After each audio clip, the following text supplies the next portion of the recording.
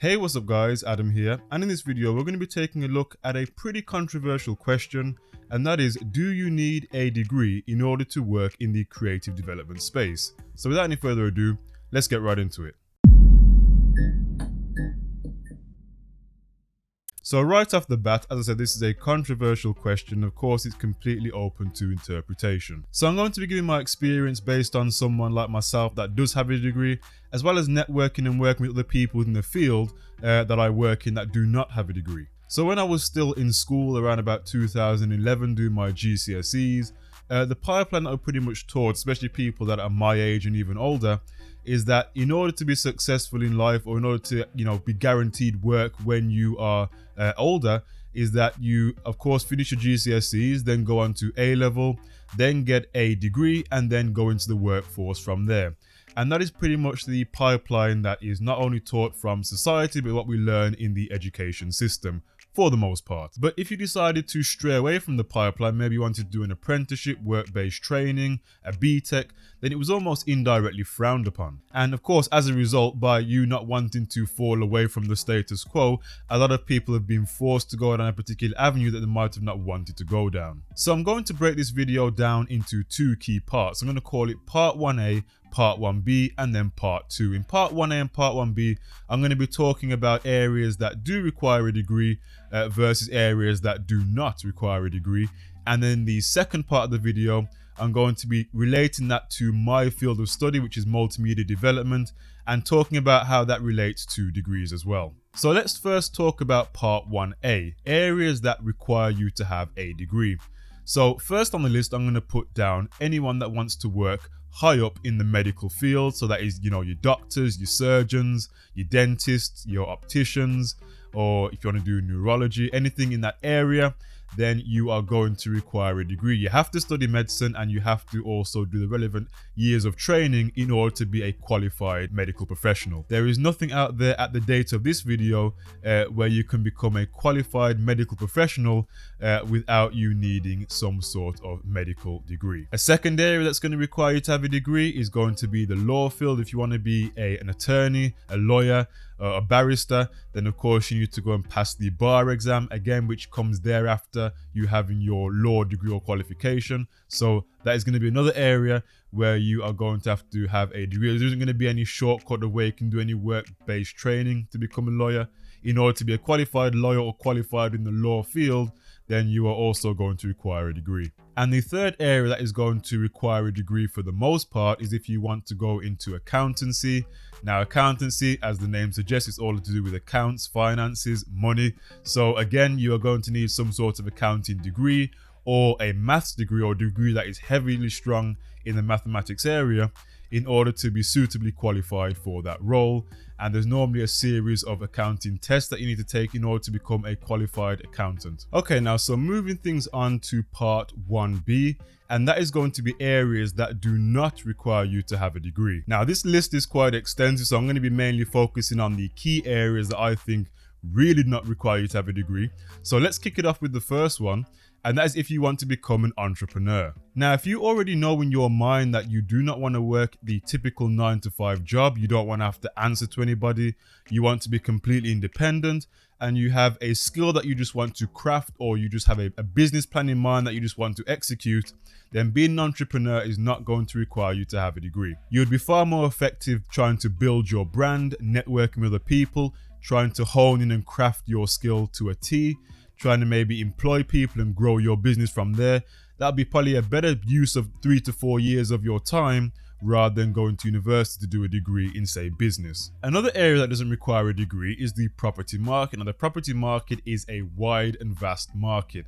I'm not just going to say go out there and start just buying and trying to sell property, but there's a lot of terminology that you could actually learn by working as, say, an apprentice for a letting agency, and learning all the key skills about property, how property works, how to buy and sell, all the taxes and terminology that's included with buying property or selling property, all the different lease agreements. There's a lot to learn when it comes to property, and it does not require you to have a degree to actually get into that market. Now, the last example I'm going to get into, and I know this is going to be a controversial one, and there's many other topics that I can go into when it comes to areas that do not require a degree, but that is going to be engineering. Now, I know a lot of people are going to come and say, well, there's a lot of degrees out there that are focused on automotive or aerospace.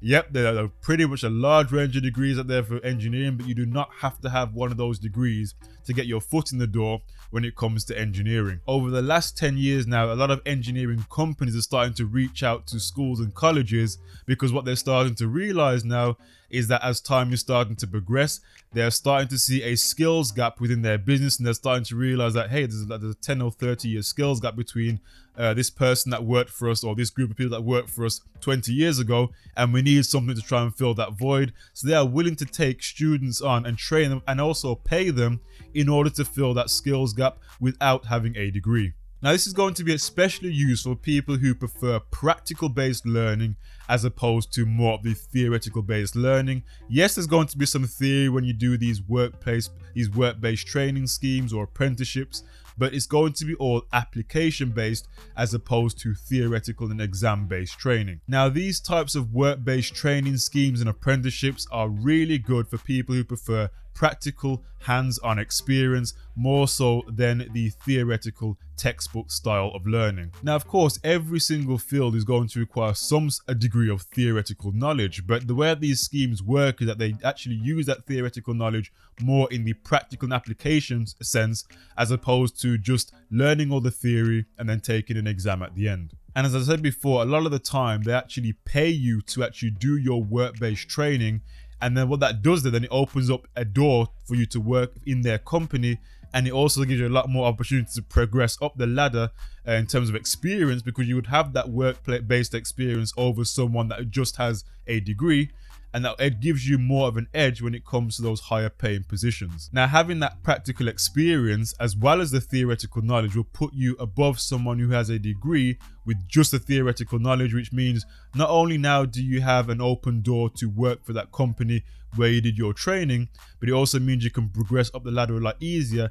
because you have that experience in place. So that now takes me to part 2, which is my area, computing and multimedia development. Now, this is a really broad area. It covers everything from web development front end, back end, WordPress development, full stack, 3D modeling, video editing, animation, app development, games development, and the list goes on. Now, there are plenty of degrees that will simply cover those areas that I've mentioned above. The issue is how in depth they will actually go into those specific areas, and that is going to be the key issue when it comes to trying to land a job in a specific area that's asking for a specific skill. So let's take web development as an example, because that is a large area in and of itself. So say if you want to become a WordPress developer, well, you need experience in at least PHP and SQL even to get your foot off the ground. If you're going to be doing any sort of technical work in WordPress, then you need experience within PHP. Okay, then let's say you don't want to work with WordPress or PHP. Maybe you want to become a front-end web developer. In that case, then you'll need to have experience using HTML, CSS, JavaScript, and jQuery. Or you may be someone who prefers to work as a back-end web developer, maybe work on the database side of things, in which case you need to have experience with SQL, MongoDB, or Node.js, or even Python. Or you may decide you want to go the full hog and do full stack web development, in which case you need to have experience in all of those areas that I mentioned above, as well as the frameworks that you decide to build on, whether it be React.js, Vue.js, or if you want to work more on the PHP side of things, then you've also got Laravel and CodeIgniter, and many more. So then what are the alternatives then if you want to learn within this field without having to do a degree? Well, there's plenty of courses that are out there now in the last 5 to 10 years, and there's many platforms that are offering courses at a very affordable price. And some of these examples are Udemy, FREECODECAMP, LinkedIn Learning, which used to be called lynda.com, as well as YouTube, which is completely free. So the advantage of these types of platforms is that allows you to focus on an area that you really want to work on. So if you just want to learn JavaScript, there's a course out there that just focuses on JavaScript. If you're someone that wants to work on PHP, there's a course that's out there that just focuses on PHP. If you want to work on, I don't know, maybe Python, there's plenty of courses on Python that will just teach you how to do Python. If you want to do more application-based work, there's plenty of courses that will show you scenarios, maybe building a site, building an application, building a desktop app. So there's plenty of courses that are out there that will allow you to tailor your skills into a specific area. So like with everything, there's always going to be drawbacks with this type of self-taught learning. Of course, you're not really going to get that one-to-one support like you would get at university. You normally have to find yourself in forums like Stack Overflow, or even go onto Facebook groups and find your specific area there to see if you can find the solution to your question. And a lot of the time, there's always going to be cases where the course that you find may not be completely tailored to you. It's going to be more of a generic course, and as I said before, like I mentioned earlier, you're not really going to get that one-to-one support to help you if you get stuck. But having said that, I would say 9 times out of 10 someone has already came up with your issue, and it's most likely been solved through a forum. Okay then, so what about employment then? Well, like I said in my previous videos, having a good portfolio is always going to be key. So now when it comes to employment, I've already stressed in my previous videos the importance of having a good portfolio. So when it comes to whether you have a degree or not having a degree on your CV, it really depends on where you're applying to. So if you're mainly applying to roles that sit within the education sector, then they tend to lean towards preferring a degree. They don't tend to shock people that haven't got a degree, but they do tend to lean more towards people that do have some sort of degree. However, when it comes to the corporate section now, it's completely different. They prefer you to have that real practical industry experience, and they don't mind if you have a degree, but they normally like that degree supported with some sort of industry experience. Now, if you have both a degree and work experience, then you'll definitely be favorable in both sectors, whether it be the education sector or the corporate sector. Now, if the role that an employer is looking for is a JavaScript role, then someone who has experience in just using JavaScript as opposed to someone that has a degree in multiple different languages, then the person that has tailored their skills to JavaScript will be more likely to get the role. So I'll close the video then with this. Do you need a degree to work within the development space? The answer is no. And I would say this as well. I would not want someone to feel forced to go to university just because they think it's the status quo. It's not the status quo, and it's not the only way that you can land yourself a good job. I'd rather you maybe even try to do some self-taught work to see if this is really the area that you want to go down, because once you commit towards going to university, it's a big investment, it's a big expense, and granted, here in the UK, our debt forgiveness program when it comes to student loans is a lot better than it would be in the US. However, even with that being said, I would not suggest going to university unless you are 100% confident in the field that you want to go in. Anyway guys, that's been the video. I hope you enjoyed it and I hope you found it useful. If you liked it, be sure to hit the like button down below. If you disliked it, hit the button twice to make sure that I know. And if you have any further questions or comments, leave them down in the comment section down below. And of course, if you want to see more videos like this, then hit the subscribe button down below. And make sure you also hit the notification bell to make sure you're aware of when we upload videos to this channel. Anyway guys, it's been Adam here. Thank you for watching. Take care, and of course, I'll see you in the next video. Bye for now.